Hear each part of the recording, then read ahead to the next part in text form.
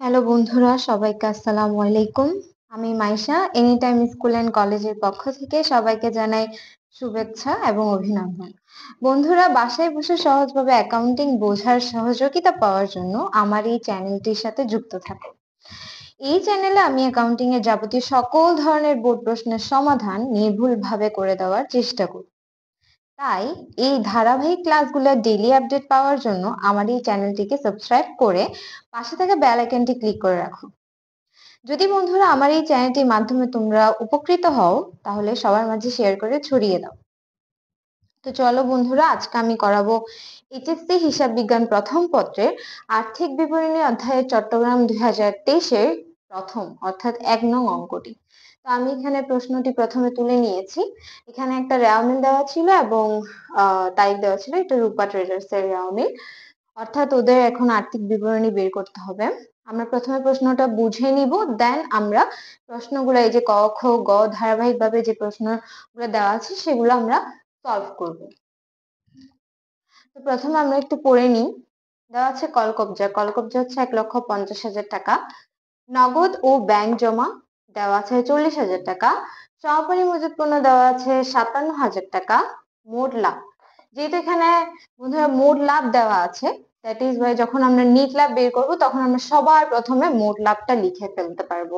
আমাদের এখানে মোট লাভ এক্সট্রা করে আর বের করা লাগবে না। এরপর হচ্ছে মূলধন দেওয়া আছে 3,20,000 টাকা। প্রাপ্য হিসাব ডেবিট দেওয়া আছে 50,000 টাকা।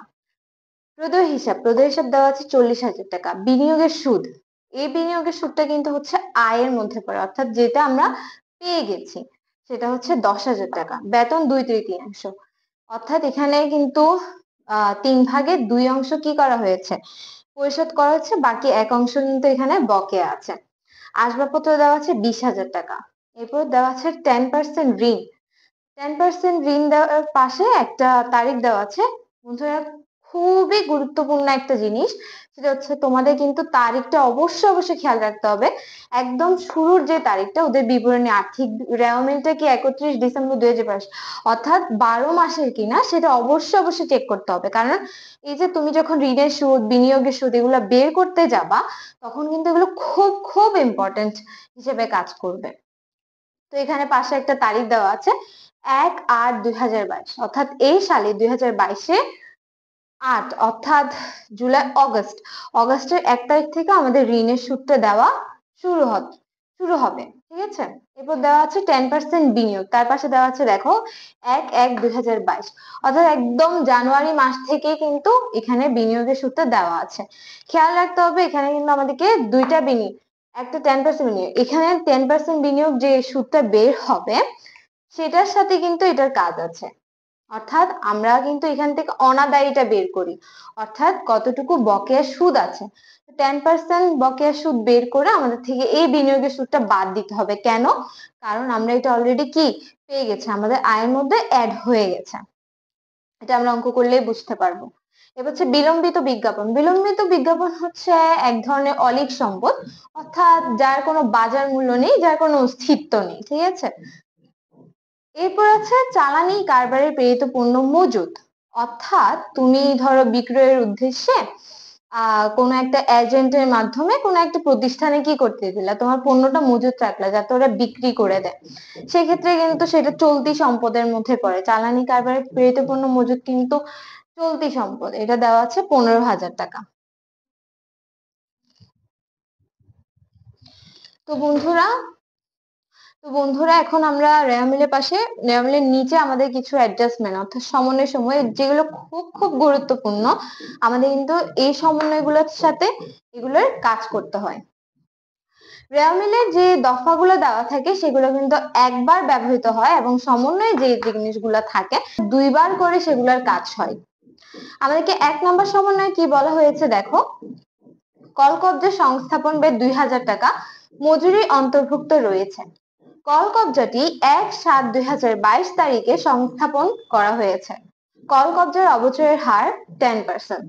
তো আমাদেরকে এখানে সংস্থাপন ব্যয় মানে কলকব্জাটা আমি আমার প্রতিষ্ঠানে নিয়ে আসার জন্য যে ব্যয়টা বহন করেছি সেটাই হচ্ছে আমার সংস্থাপন ব্যয়। এটা অবশ্যই কলকব্জার সাথে যুক্ত হবে।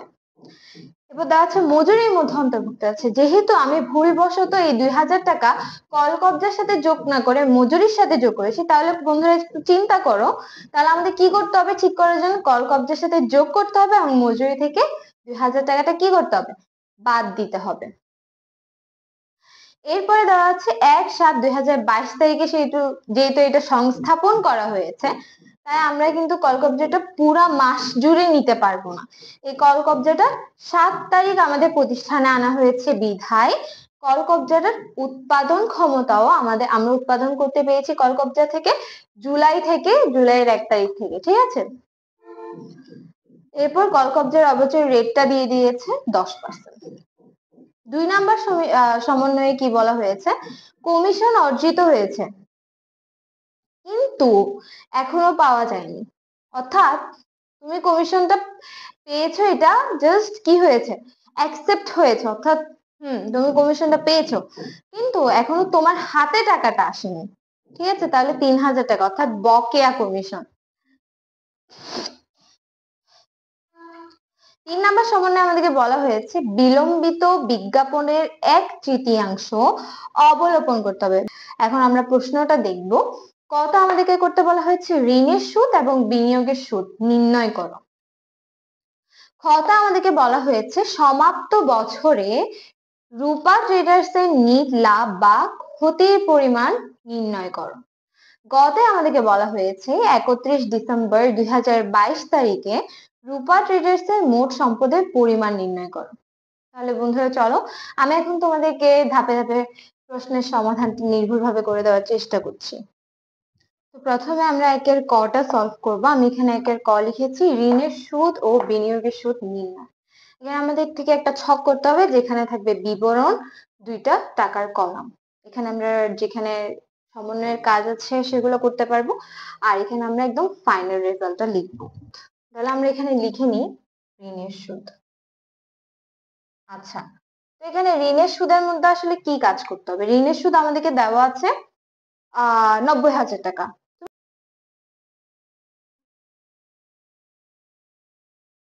বলা হয়েছে ঋণের সুদ 10%।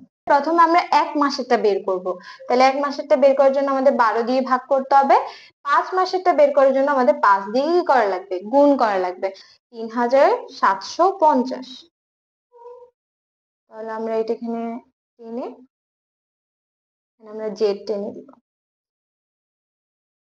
3750, এটা হচ্ছে কি আমাদের ঋণের সুদ। তাহলে আমরা এখানে লিখবো কি? বিনিয়োগের সুদ। ওকে, বিনিয়োগের সুদ আমাদেরকে দেওয়া আছে কত? 10,000 টাকা। আমরা প্রথমে সেটা লিখে নিব, অর্থাৎ আমাদের আয় হয়ে গেছে। এরপরে তার পাশাপাশি যখন অনাদায়ী আছে, অর্থাৎ যেহেতু আমাদের এখানে তারিখ দেওয়া আছে, 10% বিনিয়োগ বলা আছে, নিশ্চয় আমার কি আছে? বিনিয়োগ বকেয়া আছে, অর্থাৎ অনাদায়ী আছে। আমরা এখানে লিখবো অনাদায়ী বিনিয়োগের সুদ। দেওয়া আছে বিনিয়োগ 1,20,000 টাকা। এটা 10% হচ্ছে 12,000 টাকা আসবে। তাহলে এই 12,000 টাকা কি আমাদের অনাদায়ী সুদ? আমাদের 10,000 টাকা আমরা অলরেডি পেয়ে গেছি, তাহলে আমরা এখান থেকে কি বাদ দিব? 10,000 টাকাটা বাদ দিব, করবো। তাহলে আমাদের আসবে কত? 2,000 টাকা। তাহলে টোটাল হচ্ছে 12,000 টাকা। তাহলে আমরা বের করে ফেলেছি ঋণের সুদ 3,750 টাকা, বিনিয়োগের সুদ 12,000 টাকা। এটাই হচ্ছে আমাদের কয়ের উত্তর। তো আমরা এখন সমাধান করব একের খ। এখানে প্রতিষ্ঠানের নাম, বিশদায় বিবরণী 2022 সালে 31 ডিসেম্বর তারিখে সমাপ্ত বছরের জন্য লিখে আমরা বিবরণের ঘর টাকা, 3টা টাকার কলাম আমরা করে নিব। আমাদেরকে খতে বলা হয়েছে সমাপ্ত বছরের রূপা ট্রেডার্স এর নিট লাভ বা নিট ক্ষতি নির্ণয় করার জন্য।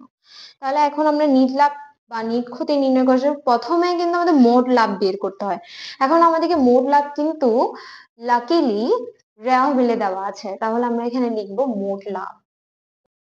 লিখবো প্রশ্নে প্রদত্ত মোট লাভ দেওয়া আছে 40,000 টাকা।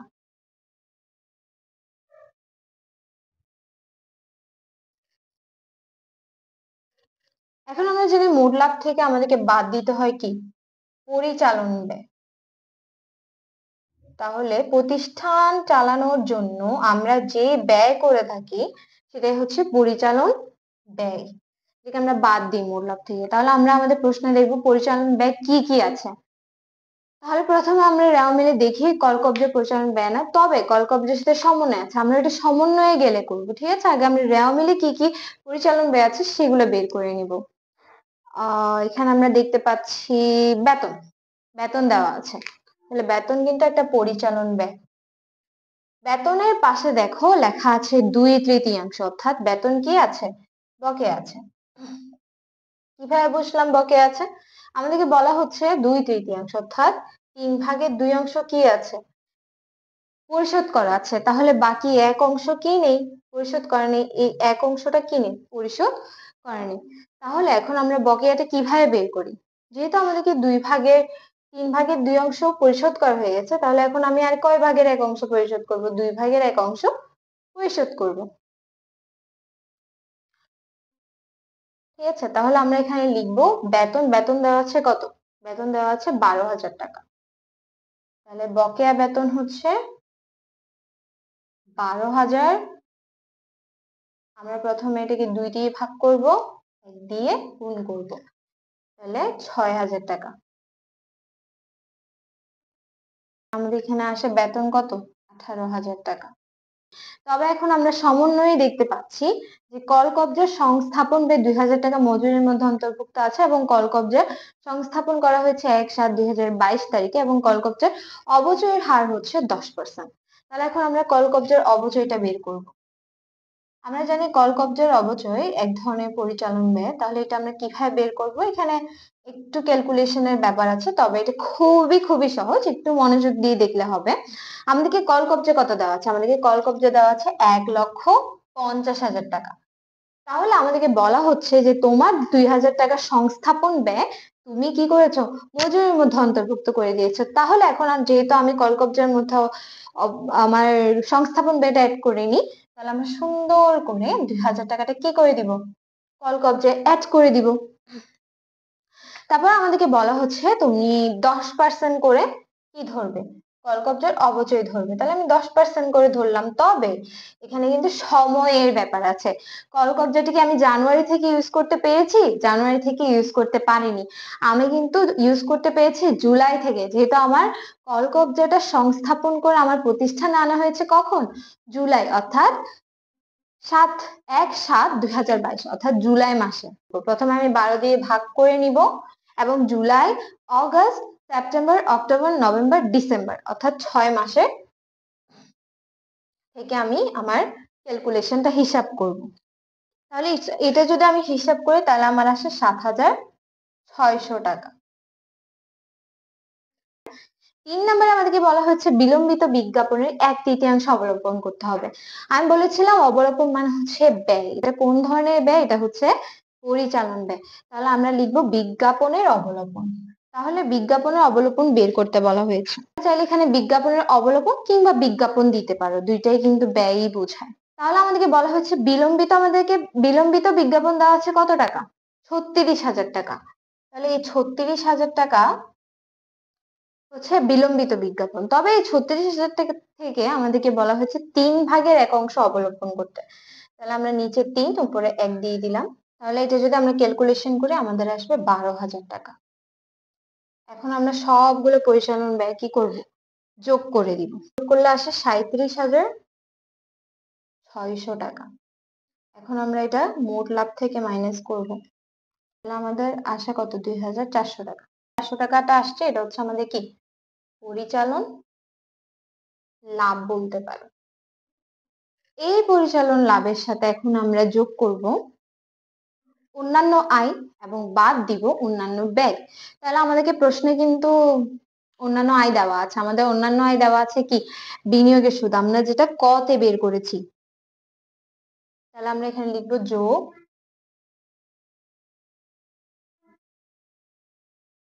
বিনিয়োগের সুদ।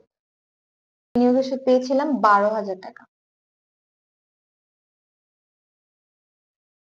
পাশাপাশি আমাদেরকে কিন্তু বলা হয়েছে যে কমিশন অর্জিত হয়েছে, কিন্তু সেটা এখনো পাওয়া যায়নি। যেহেতু কমিশন আয় এটা হচ্ছে অন্যান্য আয়, ঠিক আছে, এটা এখানে অ্যাড হবে, লিখবো কমিশন আয়। কমিশন আয় কত টাকা করে? 3000 টাকা।